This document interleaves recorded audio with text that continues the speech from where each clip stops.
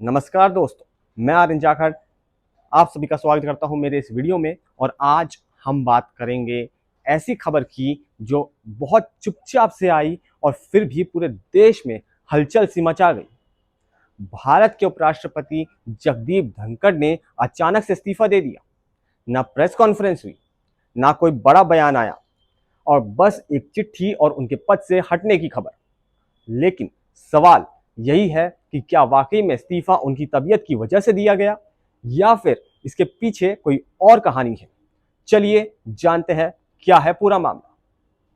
10 जुलाई का वो दिन जब जेएनयू के कार्यक्रम के दौरान जगदीप धनखड़ जी ने साफ जाहिर किया था कि वह अगस्त 2027 में जाकर के रिटायरमेंट ले लेंगे। चलिए अब आपको उन्हीं की आवाज में सुना देते हैं उनका दिया गया बयान, जिसमें उन्होंने साफ जाहिर किया है। I will retire at the right time. August 2027. ठीक 11 दिन बाद 21 जुलाई यानी सोमवार के दिन संसद का मॉनसून सत्र शुरू हुआ। धनखड़ जी हमेशा की तरह कार्रवाई में शामिल हुए। सब कुछ सामान्य सा चल रहा था। शाम में बिजनेस एडवाइजरी कमेटी की मीटिंग होनी भी तय थी, जिसमें जेपी नड्डा समेत अन्य नेताओं को भी शामिल होना था। हालांकि ना तो जेपी नड्डा आए और ना अन्य नेता। इतना ही नहीं बल्कि जगदीप धनखड़ जी का 23 तारीख को जयपुर दौरा भी तय था, जिसकी जानकारी पीआईबी द्वारा दी गई थी।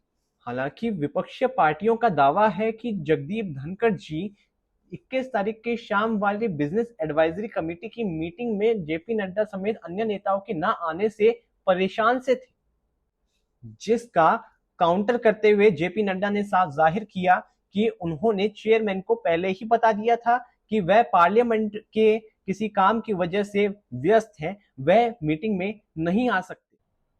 अब सोचिए, पहले से तय कार्यक्रम और फिर बड़े नेताओं का उस कार्यक्रम में शामिल ना होना और अचानक से उपराष्ट्रपति का इस्तीफा आ जाना।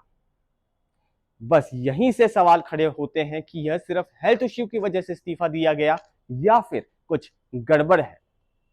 धनखड़ जी ने अपनी चिट्ठी में लिखा कि उन्होंने निजी कारणों और सेहत की वजह से इस्तीफा दिया है, लेकिन कुछ जानकारों की माने तो वह उस दिन बिल्कुल ठीक थे, संसद में भी आए थे, संसद का सेशन भी लिया था और अगले 2 दिन उनके प्रोग्राम्स भी निर्धारित थे। तो फिर अचानक से रात 9 बजे उनका इस्तीफा क्यों आया?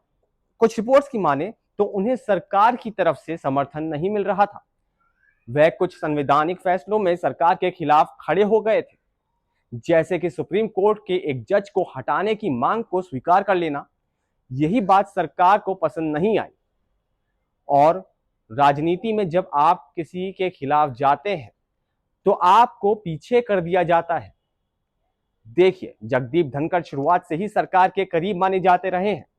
वह हर चीज में मोदी सरकार का साथ देते हुए दिखाई दिए, चाहे न्यायपालिका पर टिप्पणी करना हो या संविधान की व्याख्या करना। लेकिन पिछले कुछ महीनों में उनका रुख थोड़ा बदला बदला लग रहा था। जो सुप्रीम कोर्ट के जज के खिलाफ कमेटी बनाने की मंजूरी दे बैठे, संसद में कई मौकों पर उनकी टिप्पणी सरकार से मेल नहीं खा रही थी। तो सवाल अब यह है कि क्या इसी वजह से सरकार की नजरों में वे चुप गए? अब जब देश का उपराष्ट्रपति पद खाली हो गया है तो अगला सवाल उठता है कि अगला उपराष्ट्रपति देश का कौन होगा। कुछ नाम चर्चाओं में भी हैं, जैसे हरिवंश नारायण सिंह जो राज्यसभा के उपसभापति हैं, राजनाथ सिंह जो रक्षा मंत्री हैं और जो सीनियर नेता भी माने जाते हैं, नीतीश कुमार जो बिहार के मुख्यमंत्री हैं और जेपी नड्डा जो भाजपा के अध्यक्ष हैं। साथ ही में विपक्षी पार्टी के नेताओं का भी नाम सामने आ रहा है, जैसे शशि थरूर जो कांग्रेस के नेता हैं, लेकिन संभावना थोड़ी कम है क्योंकि वे एक विपक्षी पार्टी के नेता हैं। संविधान के अनुसार 60 दिनों के अंदर नए उपराष्ट्रपति का चुनाव होना जरूरी है। तब तक राज्यसभा उपसभापति के कार्यकारी उपराष्ट्रपति का काम संभालेंगे। धनखड़ जी ने जो इस्तीफा दिया वह सेहत से जुड़ा तो नहीं लग रहा है, लेकिन कई राजनीतिक संकेत मिल रहे हैं कि अंदर ही अंदर कुछ ठीक नहीं चल रहा है।